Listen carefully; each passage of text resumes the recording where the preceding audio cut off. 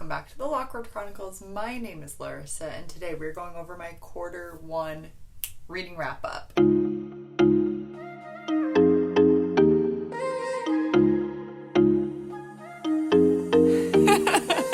I'm filming this at the beginning of April. We're doing some movie magic because I know that I got a haircut. Here, I'll tuck it back so that way it doesn't look so startling when I have short hair. This is my Q1 reading wrap up, and I'm going to go over some stats and then do some cues. We'll also quickly go through all the books that I read, and I'll say the months so that way you can go back to those monthly wrap ups and check those out if you want a little bit more expansion on those books, because I'm just going to rapidly list them out. Let's go over my Q1 stats. The total books that I read in Q1 was 28 books. I need to go out and socialize more, I think. The number of pages that I read was 12,489 pages. Insane. And my average rating for Q1 was 3.72. Not bad. So that's still high on my 3 scale. A 1 star is I did not like it at all.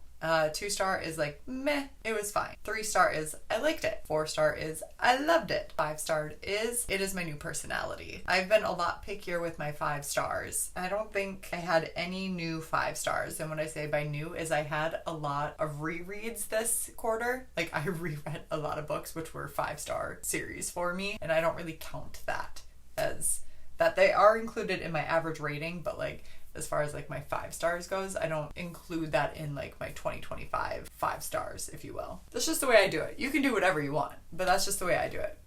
Because otherwise I would just reread my 5 stars over and over again and never try to find a new 5 star. So let's go over my format breakdown. I read 10 physical books, 5 digital books, and then audio. Took it out of the water, blew it out of the water. What is the saying? Audiobooks were 13 of them. That's crazy. That is the most I've ever had for audiobooks. Normally, my physical book count is highest. So that's pretty cool. I did audiobook a lot. I was very busy, do things around the house, and audiobooks were the perfect way for me to focus and get stuff done. My genre breakdown was 7 romances, 3 general fiction, 8 fantasy, 0 historical fiction, 9 young adult, 1 thriller, and 0 nonfiction. It's crazy I didn't read a single nonfiction. I'm on the wait list for so many at the library for audiobooks because I like to listen to nonfiction via audiobook. It's not my turn yet. Let's go over all the books that I read. Rapid fire. Starting in January with Fourth Wing, Assistant to the Villain, All the Colors of the Dark, Twilight, Midnight Sun, Iron Flame, Onyx Storm. February was Ledge, Cross My Heart, New Moon, Deep End, Scythe and Sparrow, Unloved, Eclipse, Breaking Dawn, Sweet Collide, Face Off. And then for March, Fall Risk, Apprentice to the Villain, Fangirl, The Favorites, Piranesi, Power Play, The Hunger Games, Catching Fire, Mockingjay, The Ballad of Songbirds and Snakes, and Sunrise on the Rebang. So feel free to go check out my wrap-ups or any correlating reading vlogs with any of those books. I didn't vlog them all, but especially the ones I listened to, because a lot of the ones that I listened to were a lot of rereads for me, and that made up the YA section. Let's move on. Favorite book that you read in Q1, and I'm going to go with The Favorites by Lane Fargo, as well as Onyx Storm by Rebecca Yarros. It is a figure skating romance, but high drama. It kept me turning those pages. It was super dramatic in the figure skating world and just how deceptive everybody can be and manipulative. And it also had the unique writing style of being part documentary and then part telling of the story. So well done, so very good. Highly recommend.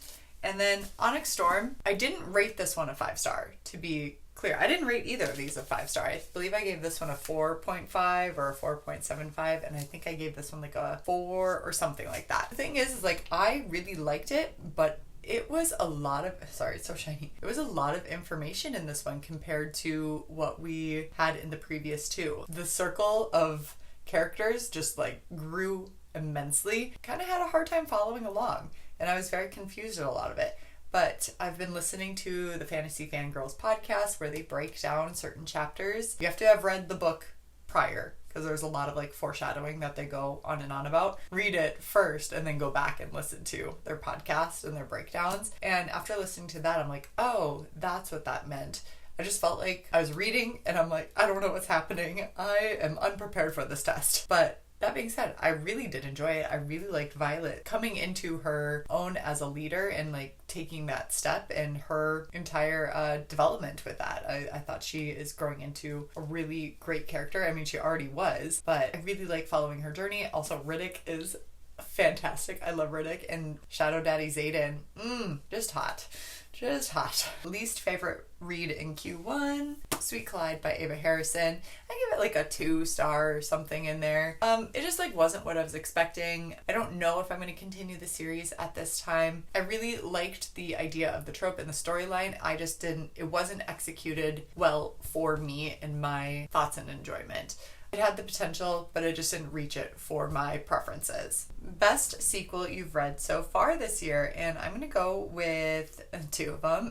Lots of hockey romances. Let's go with Power Play by Chelsea Curto. It is the 2nd book in the DC Stars series, and this is following Liam and Piper, and it's very grumpy sunshine. He's the goalie, and she is the sideline reporter. Marriage with benefits / convenience / accidental. And I love their communication in this. I thought it was so well done, and like they're so freaking cute together. And I love the found family. I love just the support and the love that they give each other and the communication with everybody. Such a phenomenal series. 2nd hockey romance, which is Unloved by Peyton Corinne. I was very much anticipating. Unsteady was amazing. I believe this is the Undone series. This one is following Ro and Freddie, and Freddie is part of the hockey team. This is college hockey. He is struggling a lot. He has some learning disabilities and he is struggling in some classes. Ro is an excellent tutor, and she's also just like a fabulous human. This is very sunshine, and 2 golden retrievers. This is what happens because they are the cutest. I love that they love. They have some insecurities from past relationships. Freddie is known as kind of like the school slut, is what he refers to himself as. Ro is in this really toxic on and off again relationship with this guy, and he is the scum of the earth. It is very emotional. I am so excited for the next one. Love the sequel. Biggest surprise in Q1, I'm gonna go with the favorites again. Like, I really didn't think I was gonna enjoy it as much as I did. It was so good. But following that, let's go with All the Colors of the Dark by Chris Whitaker. This is chunky, so chunky, yet so good. I really liked it. A mystery in and of itself. We're just following these characters over a long period of time, and it's these 2 childhood friends. One of them, he gets kidnapped and then he escapes. And it's like a serial killer on the loose. He gets kidnapped. They're trying to find this other girl. He's not giving up on it, and it's just also like friendships along the way. It's so beautiful, and yes, it's chunky, and there were moments of it I'm like, I feel like this could wrap up at any time, but yet we still have a huge portion of the book, and then something else would happen and it would spark that again. I really enjoyed it. Very like character driven. It was so good. I was very shocked at how much I really liked this book. Newest fictional crush from Q1, and that's going to be Maverick and Liam from DC Stars. I really love Maverick and I love Liam. So this is the 1st book, and I don't have the 2nd book in my possession, which will be changing. I'm also going to add Freddie from Unloved because Freddie is just sunshine, golden, beautiful. Maverick is also like very sunshine, golden retriever boy, but I just love it. And Liam is the grumpy, all my little hockey boys. Books that made you cry. Well, I cried a lot at All the Colors of the Dark. I don't know, I think it was right book, right time. I just felt so emotionally just in it, and I cried a lot. For my book club, which is one of the books that we read for a book club, nobody else had that reaction. I think it was just something that really hit pretty deep for me, and I was sobbing. A lot of the books this quarter actually made me cry, but the other one was Sunrise on the Reaping, which is more recent, made me cry. And not necessarily because it was just sad, but I just like, this is Haymitch's story. We see Haymitch in obviously the Hunger Games. This is a prequel, and this is his games, and we get to see what he was like as a teenager and all of the trauma that he went through and everything that he went through. And then leading up, the epilogue I thought was beautiful and such a great touch and a great ending for this. It made me feel so deeply. I just cried for him. Books that made you happy in Q1. Guess what? My hockey romances, but we're gonna go with Face Off and Power Play because they are just cutie. They're fun. The communication is there. I was just giggling, kicking my feet reading this series, and I cannot wait to continue on with this series. It's just so cute. I love it. it. A new release you haven't read yet but want to, and hopefully when this video is posted I'm either currently reading it or about to or already have, and that's Rebel Witch by Kristen Ciccarelli.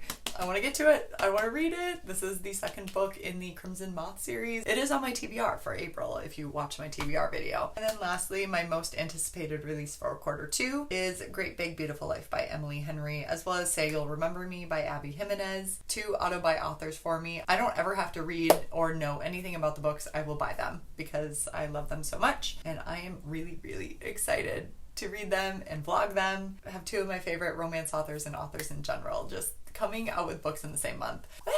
Well, that's gonna do it for us for this quarterly reading wrap up. Hooray! I'll put my questions in the description box in case you want to answer all or some of them. I would love to know. I would at least love to know what your favorite read of the quarter was. So January, February, and March. I would love to. Or just your favorite book. I don't care. Whatever you want to put in there. I'll be happy. But feel free to subscribe, stick around so you don't miss out on any other reading wrap-ups, quarterly wrap-ups, reading vlogs, TBRs, all of that good stuff, any of the bookish content that we do here. And feel free to like this video. I would really appreciate it. And with that being said, respect others, respect yourself, and do something amazing with your day. Thanks, bye!